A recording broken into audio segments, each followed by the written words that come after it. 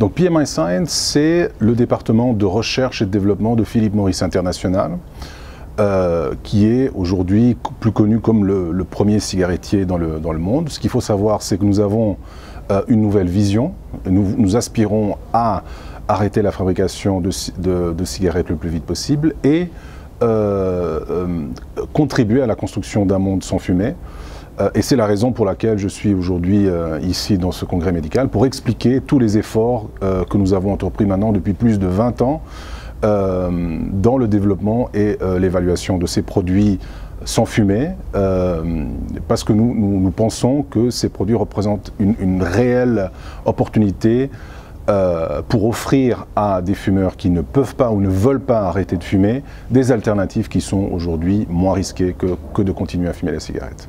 C'est une nouvelle vision de l'entreprise et c'est vraiment le focus, la direction vers laquelle nous voulons orienter notre entreprise dans le futur. Donc et pour cela, nous avons inauguré en 2009 un centre de recherche et développement à Neuchâtel, en Suisse, dans lequel travaillent plus de 400 scientifiques couvrant des domaines d'expertise très différents. Donc nous avons des chimistes, nous avons des toxicologistes, nous avons des médecins, nous avons des cliniciens, nous avons des experts en comportement. Donc nous avons réuni toute une équipe d'experts qui œuvrent depuis plus de 10 ans maintenant pour le développement et l'évaluation scientifique de ces produits potentiellement moins risqués que la cigarette. Donc, la harm reduction pourrait se traduire en français comme la stratégie de réduction des risques dans le tabac, dans ce cas. Donc ce qu'il faut savoir aujourd'hui, c'est que dans le contexte de la lutte anti-tabac, nous avons deux piliers principaux qui existent aujourd'hui, que sont d'abord la prévention et ensuite le sevrage. Et la stratégie de réduction des risques vient complémenter ces deux piliers et se destine justement à proposer des solutions moins nocives pour des fumeurs qui ne peuvent pas ou ne veulent pas arrêter. Ce qu'il faut savoir aujourd'hui, c'est que d'après les chiffres de l'Organisation mondiale de la santé, il y a plus d'1 milliard de fumeurs dans le monde. Et d'après les estimations de l'OMS, et ce malgré tous les efforts en matière de prévention et de sevrage, il va continuer à y avoir plus d'1 milliard de fumeurs dans un futur proche. Donc il est important de proposer pour ce milliard de fumeurs qui de nouveau n'arrivent pas ou ne peuvent pas arrêter de fumer, des alternatives moins nocives que la cigarette. Il est très important pour nous d'expliquer les résultats de nos études scientifiques, de construire cette crédibilité je dirais, qui est nécessaire pour partager ces résultats avec le corps scientifique et médical de partout dans le monde. Donc nous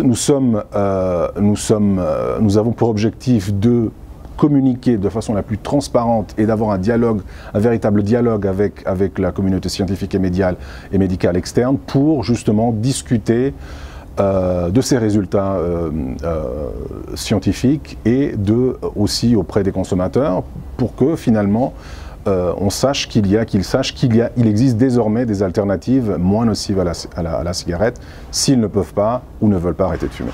Donc aujourd'hui nous travaillons sur un portefeuille de produits alternatifs parce que différents consommateurs, différents fumeurs ont des préférences et il est important de proposer un choix à ces fumeurs qui n'arrivent pas ou ne veulent pas arrêter de fumer. Nous avons deux catégories de produits. Des produits qui contiennent du tabac, mais le principe c'est de chauffer le tabac de façon contrôlée et non de le brûler, parce que la cause principale des maladies liées à la cigarette est la combustion et non pas la nicotine, contrairement à peut-être une idée reçue, une fausse idée de la nicotine.